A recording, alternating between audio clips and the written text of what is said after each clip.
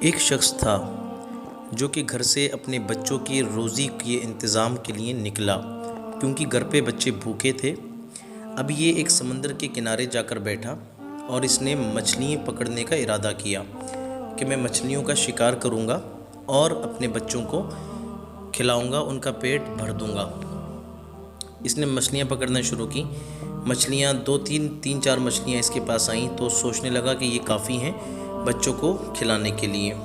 مچھلیاں لے کر جیسے ہی اٹھا تو ایک شخص آیا جو دیکھنے میں عہدیدار لگ رہا تھا، دیکھنے میں جو لگتا تھا کہ کسی پوسٹ پر ہے، اور اس نے اس سے کہا کہ مچھلی مجھے دے دو۔ تو اس نے انکار کیا کہ میرے بچے بھوکے ہیں، آپ مچھلی نہ لیں، لیکن اس نے زبردستی اور رعب دکھایا اور زور کے ساتھ اس سے مچھلیاں چھین لیں۔ جیسے ہی وہ مچھلیاں لے رہا تھا تو اس کے ہاتھ پر کچھ کاٹا، مچھلی کے منہ سے یا جو بھی لگا، ہاتھ پر لگا، جس سے اس کو تکلیف ہوئی، لیکن وہ وقتی تکلیف سمجھ کے اس نے مچھلیاں پاکٹ میں رکھیں اور رکھنے کے بعد گھر چلا گیا۔ مچھلیوں کو اس نے فرائی کیا، کرنے کے بعد اس کو کھانا شروع کیا۔ وہ کھا رہا تھا تو اس کو ہلکے اسی درد کا احساس ہونے لگا جو درد اس کو ہوا تھا۔ پھر ڈاکٹر کے پاس گیا تو ڈاکٹر نے وقتی طور پر ڈریسنگ کر دی اور اس کو جانے کو کہا۔ یہ واپس آ گیا، لیکن جو درد تھا وہ بڑھتا جا رہا تھا، ہلکے آہستہ وہ درد بڑھتا جا رہا تھا۔ پھر یہ ڈاکٹر کے پاس گیا اور ڈاکٹر سے جا کے مشورہ کیا تو ڈاکٹر نے جب اس کو ڈیپ دیکھا تو کہا کہ آپ کی انگلی میں زہر پھیل چکا ہے، جس انگلی میں یہ لگا تھا اس انگلی میں زہر پھیل چکا ہے، لہٰذا ہمیں انگلی کاٹنی ہوگی اگر آپ اپنا پنجہ محفوظ رکھنا چاہتے ہیں۔ تو یہ گھبرا گیا، لیکن کوئی چارہ نہیں تھا، آپشن نہیں تھا کہ کچھ اور کر سکتا، لہٰذا انگلی کاٹنے کی اجازت دے دی، انگلی کاٹ دی گئی۔ اب یہ زندگی گزارنے لگا، لیکن وہ جو درد تھا وہ درد کم ہونے کا نام نہیں لے رہا تھا۔ پھر کیا ہوا کہ ہاتھ کے پورے پنجے میں درد ہونے لگا۔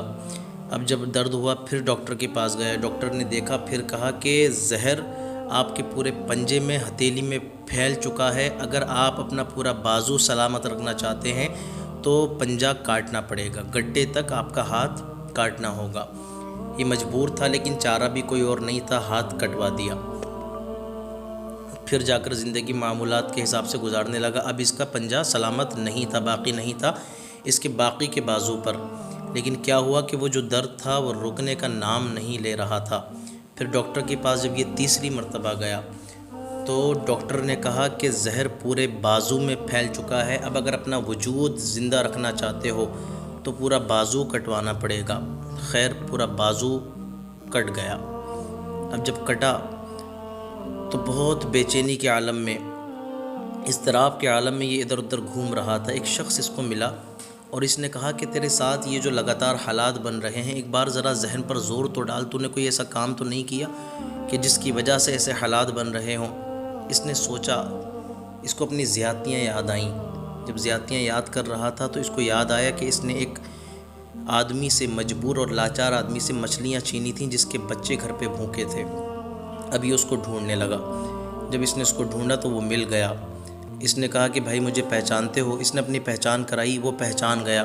اس نے اپنے حالات بتائے تو اس نے کہا کہ جب تو نے مچھلیاں میرے ہاتھ سے چھینی تھیں تو میں نے تجھے اللہ کی بارگاہ میں ہاتھ اٹھا کر بددعا کی تھی۔ یہ اسی بددعا کا اثر ہے کہ تیرا پنجہ، تیری انگلی، پھر تیرا پنجہ، پھر تیرا بازو، ساری چیزیں کٹ چکی ہیں۔ لیکن جب اس شخص نے اس کے حالات دیکھے تو اس کو بھی اس پر ترس آ گیا اور اس نے اللہ کی بارگاہ میں ہاتھ اٹھا دیے، مالک میں نے جو اس کو بددعا دی تھی، یا اللہ پاک اس کے اثر کو ختم فرما۔ اور پھر اس نے، جو ظالم شخص تھا، اس نے معافیاں مانگی۔ تو اس واقعے سے یہ سبق ملا کہ یہ مکافات عمل ہے دنیا۔ اگر یہاں پر ہم کچھ ظلم کرتے ہیں تو اس ظلم کا جزا اور ظلم کی سزا ہمیں پہلے دنیا میں دیکھنے کو ملتی ہے اور آخرت میں تو اس کو دیکھنے کو ملے گی۔ لہٰذا ہمیں ظلم کرنے سے بچنا چاہیے، ستم کرنے سے بچنا چاہیے، کسی کی بددعا لینے سے بچنا چاہیے۔ ہماری اچھی خاصی خوشگوار زندگی ورنہ تباہ و برباد ہو سکتی ہے۔ اللہ عز و جل اس واقعے سے ہمیں عبرت حاصل کرنے کی توفیق دے، آمین۔ اللہ حافظ۔